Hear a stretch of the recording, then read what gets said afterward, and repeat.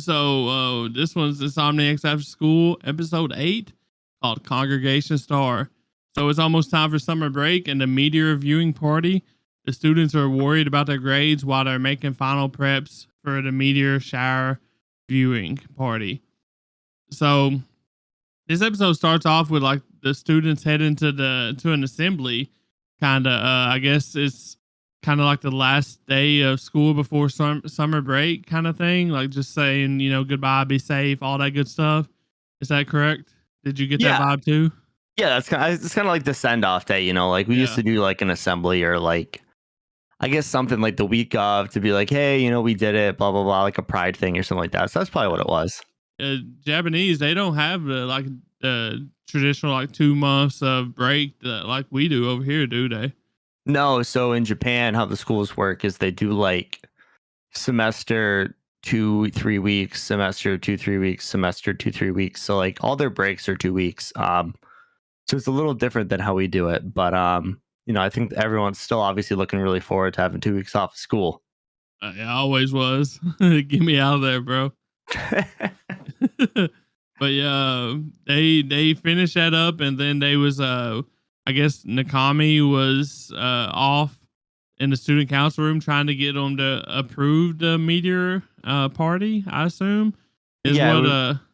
It was like the final approval for everything they're doing to make sure all their permits and stuff like that are in place with the school and with like the town for the road closures and stuff like that. So so they were going through that and they're taking a while, and the girls start getting like, Magari is getting really nervous about this, and so they sneak over to the student council office and they're trying to like peek their eyes and do a little snooping, and what's her name? Konami? Yeah, Konami just rips the door open and they all fall through, which is really funny. I enjoyed that part. I thought that was hilarious. But I wanted to ask y'all something. Like, why do you guys think that Ukagawa went to go present the meteor viewing party instead of Magari?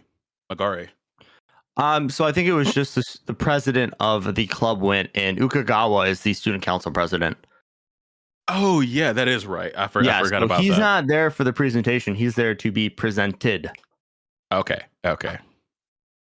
Got you. Yeah, and I mean, we all knew it was gonna get accepted since they're best buds, obviously. But I mean, why wouldn't it? So imagine if they didn't accept it. The whole show's just a waste of freaking time. Yeah, I was a little worried because at the time I didn't understand that Ukagawa was the student body president. So I was worried too. I was worried just like the girls were. It's like, it's taking a little while, and I thought that was going to be a big issue because for some reason, in my mind, Ukagawa was in there instead of Magari, and I thought he might have messed something up. But he got everything turned out okay. They had an inside man. But yeah, so after everything's accepted, they have lunch in the student council room, which is, from what I understand, kind of a no-no, which I thought was kind of scandalous on this anime's part. Like student council room is for the student council only. Hey, and Ukagawa's MVP, bro. He is. He's the one setting all these wheels in motion. The wheels, the most important ones of the show. I feel like. Oh yeah, for sure. He's been making sure that our two MCs have been connecting throughout the entire show. Yeah, I think if we got to give wingman of the season to anybody, it's Ukagawa, dude. Yes, all day.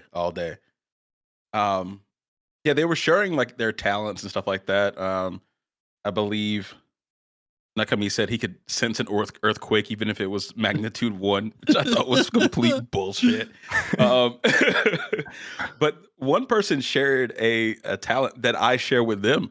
Was the eyeball relay race, where they can be cross-eyed and point their other eyeball in a different direction, and I can actually do that shit. So that was pretty cool to see. Yeah, I can blink really fast, which was another one of the talents. High-speed blinking. I was like, okay, is that a talent? Is that how that blinking? works? Yeah.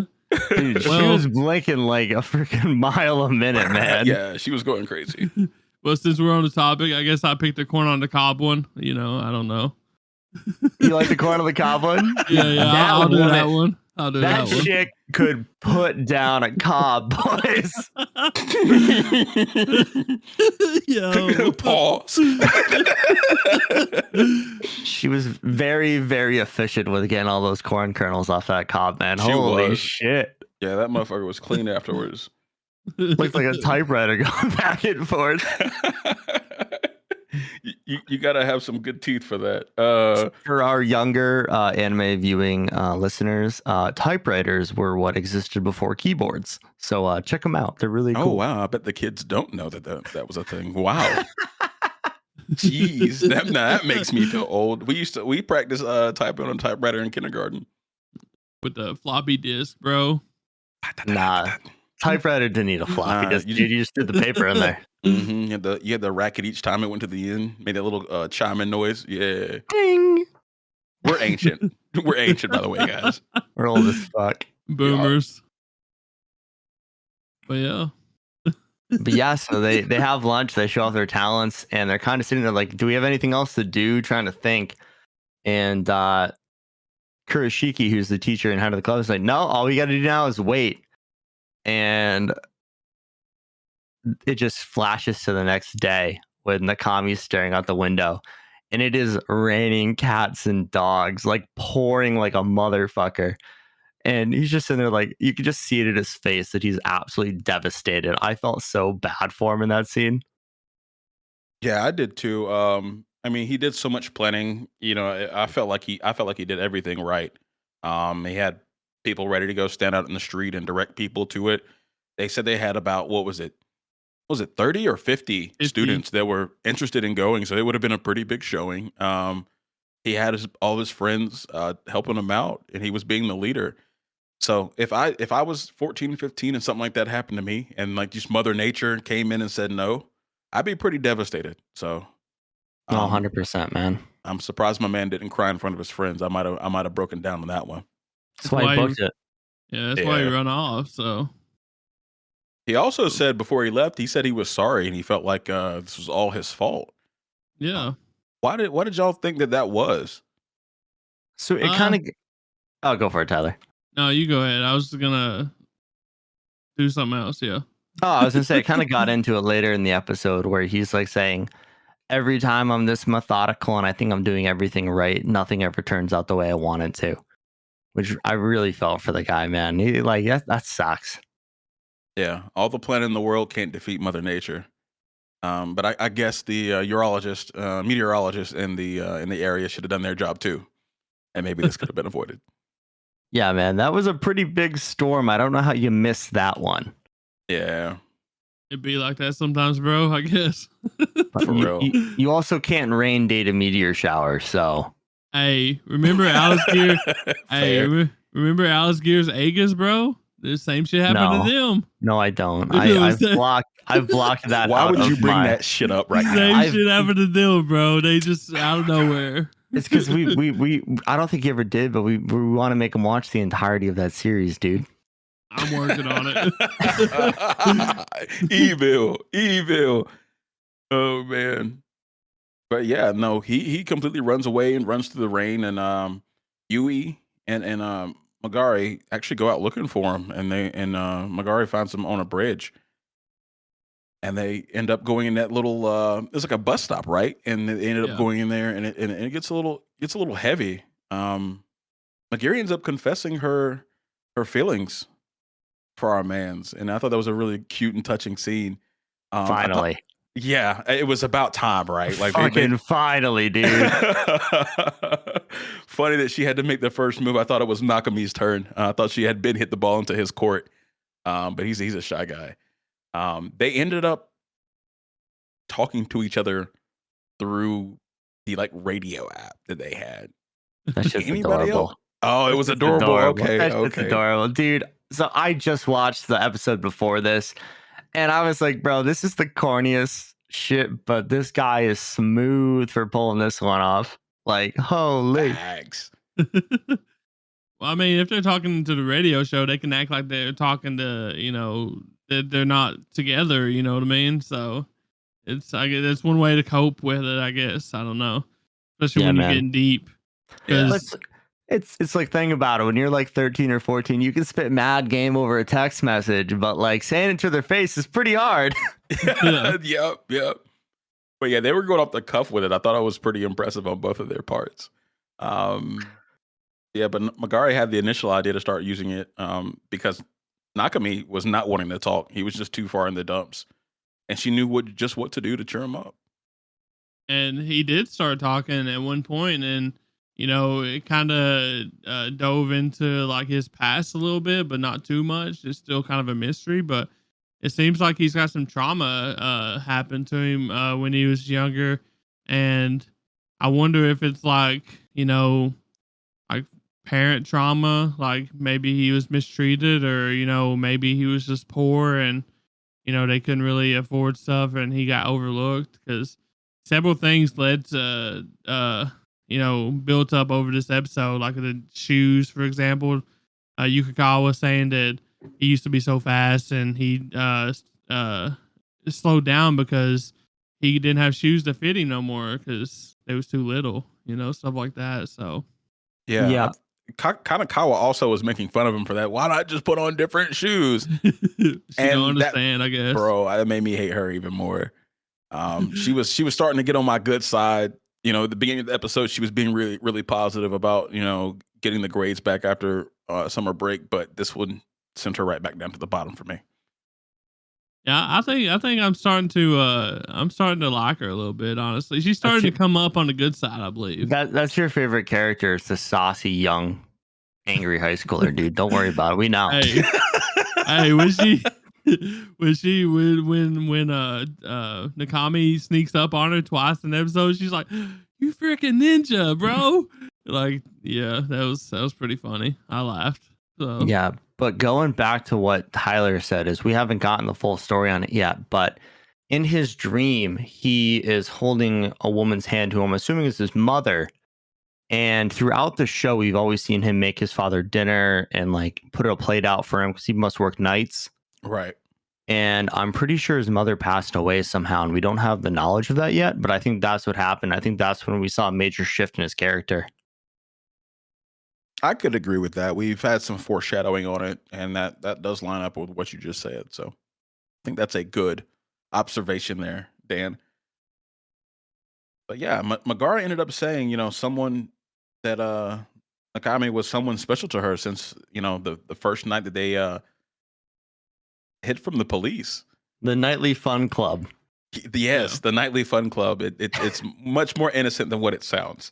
If you guys have not been watching this along with us, but she ends up stopping Nakami from confessing his love back to her by grabbing his cheeks and kind of like pulling his lips taut.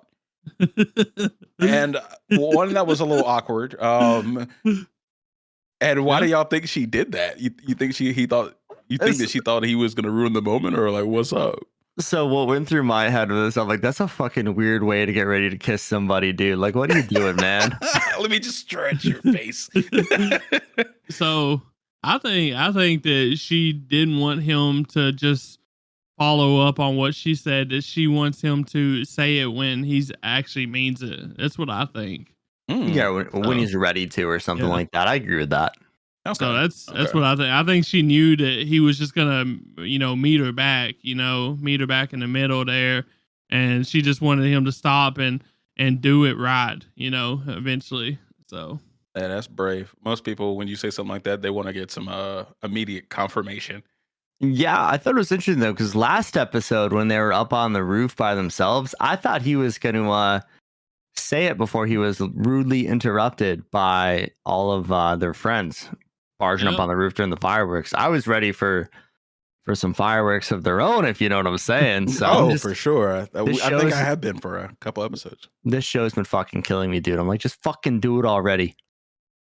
Well, unfortunately, they get interrupted again by no other than Yui, bro. The worst one that can interrupt him. I was crying when she just yells "philanderer" and runs away, like terrified. Let our boy cook. Damn. I don't think Yui's ever kissed a boy either, man. And she's like 22, so she needs something to work on. Yeah. Well, I mean, maybe she acts like this whenever somebody tries to throw some riz at her. Did you just say she could work on me? Sir? Who? Sir? I thought Tyler said on me. Oh. I mean, she older though, so I mean, I thought you were talking to me. I was like, what? Okay. I thought okay. Tyler I was like, she needs, I thought you said she needs something to work on, and Tyler went on me. no. I said I was gonna say I mean she was solo in the the stargazing club. You know, she was solo, so I mean, you know, she never had anybody to hit on, you know, or whatever. So, but yeah, I mean, either one works, I guess. I nice.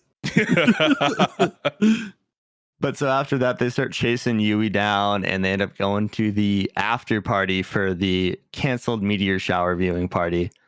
And you know, Nakami be's the bigger guy. He apologized to everyone. He's like, "Guys, I just couldn't face you at that time. Like, I'm sorry." And there's a scene where they're sitting there, and Yui rudely grabs a shrimp off of Ukagawa's plate and just starts like miming two shrimp making out. It was so fucking awkward, bro. It's like, another hit. Like Magari and Nakami's faces were just so red. I was crying. I was like, oh my God. Ukagawa was like, you shouldn't play with your food. I think he knew what was happening though. Oh, probably. But I would have been hot. Somebody just takes my food off my plate and starts playing with it. Like, yo, I only got 2 shrimp and you just took one. Chill. Well, I mean, Ukagawa did ask. I'm pretty sure he was like, "So what was y'all doing?" And you was just like, "Let me show you. Let me show you what they was doing, bro." Yeah, that shit was weird as hell, though. But yeah, is that where the episode ended? I can't remember. Yeah. I'm pretty sure. Yeah. Okay. Yeah. So okay. Ukagawa being the MVP again, you know, changing the subject, you know, making it less awkward, I guess, you know. He always does his best. Wingman of the year, man. Yes, sir. Yes, sir.